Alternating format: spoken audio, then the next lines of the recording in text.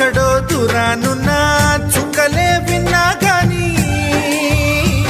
కదిలించలేద కాస్త కూడా నీ మనసుని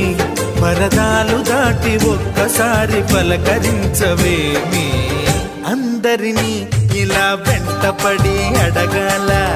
సరదాగా నువ్వే ఎదురైతే సరిపోదా నిద్రపోతున్న రాత్రి నడిగా గుడికి చేరిన గువ్వల నడిగా